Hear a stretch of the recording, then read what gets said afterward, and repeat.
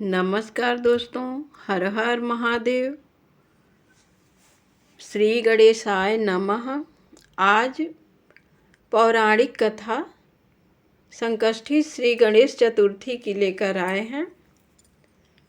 संकष्टी चतुर्थी के दिन पूजा के बाद भक्तों को इससे जुड़ी पौराणिक कथा जरूर पढ़नी चाहिए।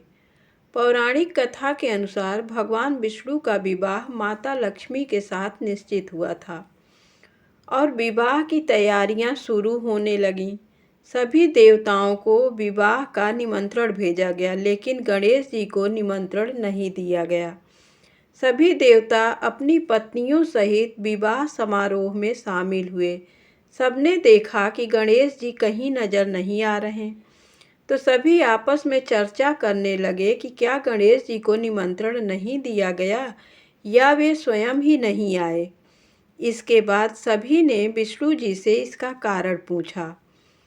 विष्णु जी ने कहा कि हमने गणेश जी के पिता भगवान शिव जी को न्योता भेजा है। यदि गणेश जी अपने पिता के साथ आना चाहते हैं तो आ जाते, अलग से न्योता देने की कोई आवश्यकता नहीं समझी।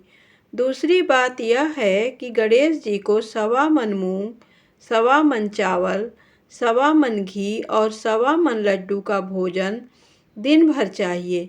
यदि गणेश जी विवाह में आते तो दूसरे के घर जाकर इतना सारा भोजन करना अच्छा नहीं लगता।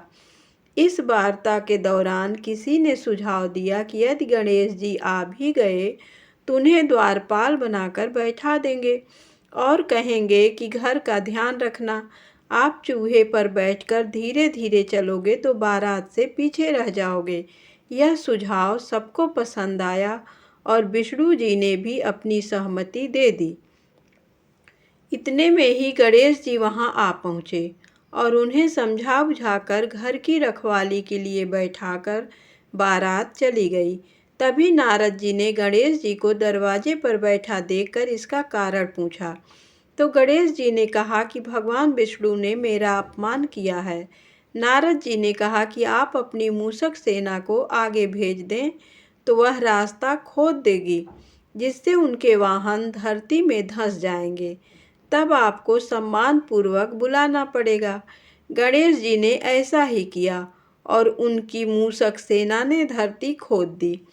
उस रास्ते में रथों पहिए धरती में धंस गए और कुछ टूट भी गए। तब नारद जी ने कहा कि आपने गणेश जी का अपमान किया है। यदि उन्हें मनाकर ले आएं तो कार्य सिद्ध हो सकता है। भगवान शंकर ने अपने दूत नंदी को भेजकर गणेश को बुलवा लिया।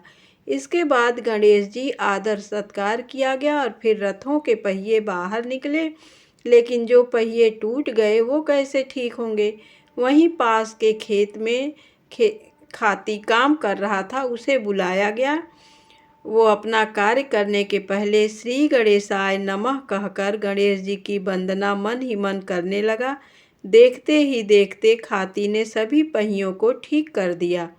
तब खाती कहने लगा कि हे देवताओं, आपने सर्वप्रथम गणेश जी को नहीं मनाया होगा और न ही उनकी पूजा की होगी, इसीलिए तो आपके साथ यह संकट आया है।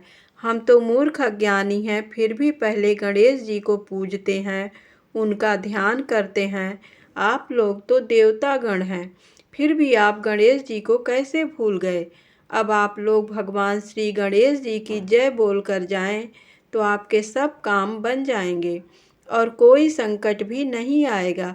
ऐसा कहते हुए बारात वहां से चल दी और विष्णु भगवान का लक्ष्मी जी के साथ विवाह संपन्न करा के सभी सकुशल घर लौट आए।